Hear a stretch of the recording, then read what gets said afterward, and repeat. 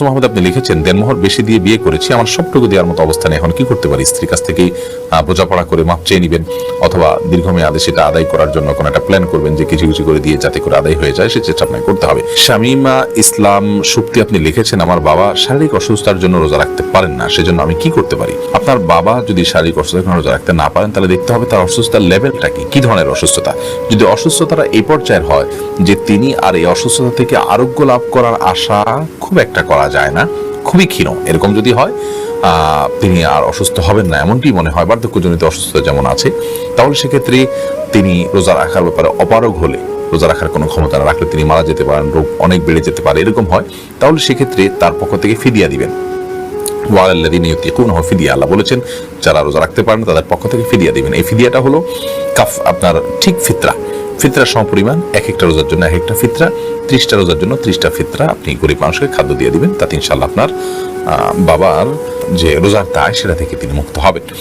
আর যদি অসুস্থতা এই পর্যায়ের হয় যে অসুস্থতা সুস্থ হতে পারে, সেই সম্ভাবনা আছে, তাহলে অপেক্ষা করবেন, সুস্থ হওয়ার পর তিনি রাখবেন, না রাখতে পারলে তখন সেই ক্ষেত্রে ফিদিয়া দিবেন। সম্রাট শাহজাহান এর থেকে আপনি লিখেছেন, ব্যাংকে জমা টাকার উপর কি যাকাত দিতে হবে? ব্যাংকে যে টাকা আছে সেই জমা টাকার উপরে যাকাত আমাদেরকে দিতে হবে, যেহেতু সেই টাকাটা একরকম আমাদের হাতে থাকার মতো যে কোনো সময় আমরা তুলতে পারি, বছর পূর্ণ হলে সেটা যাকাত অবশ্যই দিতে হবে এবং কাউন্ট করতে হবে। ওবায়েদ এই আইডি থেকে আপনি লিখেছেন, জামাতে নামাজ পড়ার সময় যদি ইমামের পেছনে দাঁড়ানো অবস্থায় আমার কোনো ভুল হয় তাহলে করণীয় কি? ইমামের পেছনে যদি আপনার ভুল হয়, দেখতে হবে ভুলটা কি ধরনের ভুল। যদি ফরজ তরক হয়ে থাকে তাহলে আপনার সেটি আবার আদায় করতে হবে, পুনরায় সেই নামাজ রাকাত আবার পড়তে হবে, কারণ হলো ফরজ তরক হলে সেটি রিকভার করার কোনো সুযোগ নেই। ধরুন আপনি রুকুই করলেন না, রাকাতটা চলে গেল, সিজদাই করলেন না, রাকাতটা মিস হয়ে গেল, তাহলে তো ফরজ তরক হয়ে গেল, বিধা আপনার নামাজ হবে না, এটা আবার পড়তে হবে রাকাত। আর যদি ইমামের পেছনে কোনো ওয়াজিব আপনার ছুটে যায়, তাহলে এই ক্ষেত্রে নরমালি সুজদা দেওয়ার কথা, কিন্তু ইমামের পেছনে থাকার কারণে আপনার সুজদা বর্তাবে না, বরং ইমামকে আপনি অনুসরণ করবেন, ফলো করবেন। আর যদি সুন্নাত ছুটে যায় তাহলে তার সুজদার বিষয় নাই, নামাজ হয়ে যাবে। মোহাম্মদ হাসান আপনি লিখেছেন, মোবাইল অ্যাপসের মাধ্যমে ইফতার ও সাহরির টাইম দেখে কি সাহরি ও ইফতার করা যাবে? কারণ অনেক সময় মসজিদে আজান দিলেই তবে ইফতার করা হয়, অথচ ইফতারের টাইম আর আজানের টাইমের সাথে মিল থাকে না।